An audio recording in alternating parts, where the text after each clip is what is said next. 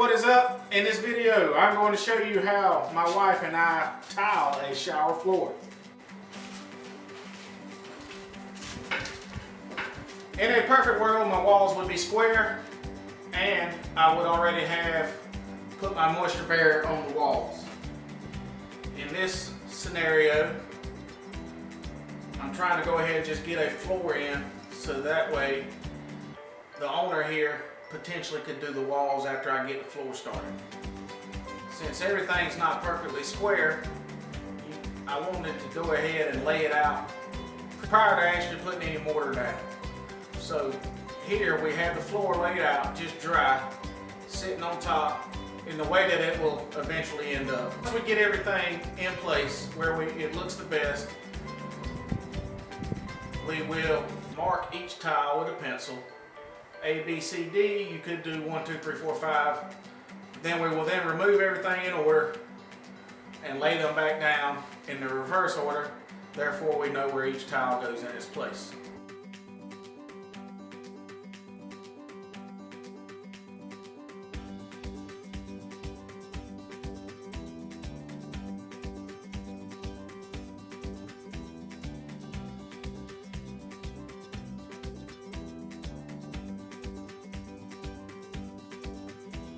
This is a thin set mortar that we'll be using on this job. Since we're going with a lighter tile and lighter grout, we went with a white thin set versus a dark gray. It helps the grout stay light rather than, if you go with a gray, it will sometimes darken up the grout a little more. So the customer chose white here. The thin set bag has recommendations for what thin set to use with what kind of tile. Since our pieces are smaller and shorter than 15 inches and we are putting in a ceramic tile, this should be fine. I like to get the consistency of the thin set to about similar to toothpaste or cookie dough. Just add water and powder and then stir with a mixer until I get it to the consistency that we want. We then spread it out on the floor where our first couple pieces of tile will go, and then run the trowel through to get the groove pattern in there. With this small floor tile, we do not worry about buttering the back since the pieces are so tiny and our ridges in that thin set are thick enough to adhere.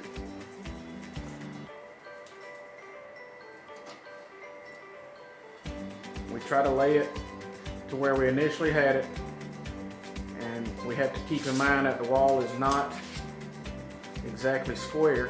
That corner is not square, but we are trying, since this edge right here is the longest edge, this right edge is the longest edge, we want to be plumb or parallel with that. That way your eye will tend to follow that longer wall once you're stepping in the shower, and that way it will look the best it can look.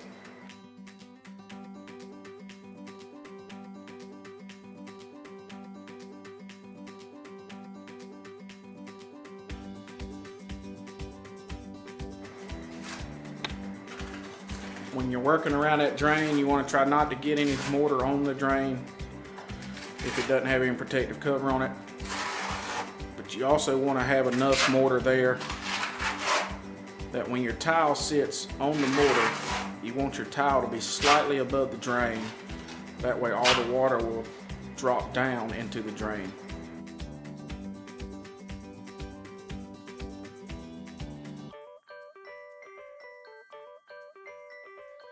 One thing to be aware of is when you're joining your two pieces side by side, the two 12-inch sections, you want to try to keep that grout line in between them consistent with what's inside the pattern. You can do that with tile spacers if you have the spacers that are the same dimension as the internal pieces, or you can just eye it. Here I think we've done a good job to just eye it. If you notice, a along that whole angle edge. We didn't make those cuts yet, but we wanted to put them in there, and then we stick a piece of tile that's going to go there up against the wall to see what kind of relief it leaves as far as how much mortar you would need to put right there. If it's not a whole lot, then you may not have to put little triangulated pieces right there. Right there, that looks good. Once we get further down, we may end up having to cut some small triangle pieces so that the grout is not excessive in that area. Cutting these smaller pieces, I like to use a wet tile saw. It works good for getting on these tiny pieces.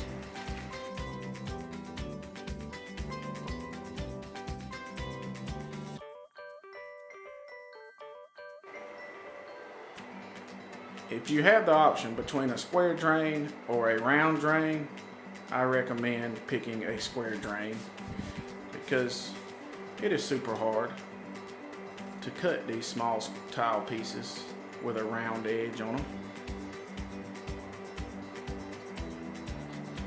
They typically tend to chip when you're trying to cut them anyway, and then when you have to put a curve on them, they are even harder to do correctly. And as you go along, take your level, make sure that you are still breaking the bubble and that you're still falling toward the drain.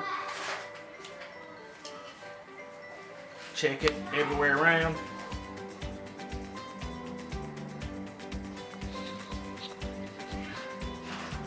And as you are doing your smaller pieces, I mentioned that we didn't butter the back of the full 12 by 12. When we put them in on the smaller pieces, we do butter them. And all the way around as you're going, go ahead and use a bull float and press down to make sure you're getting level between the two different pieces and make sure you're getting good adhesion. Some point before the mortar dries, you need to take a close look at each gap and make sure that you don't have any mortar coming up through the cracks, because if they are at the top of the tile, you won't be able to get any grout to cover that area. So if you find some, take a screw or a thin piece of wood or something that you can get down in between there and just rake it out.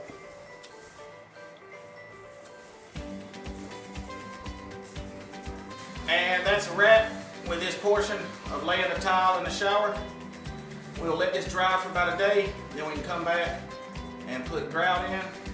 If this is your first time tiling a shower, just remember, take your time, go slow.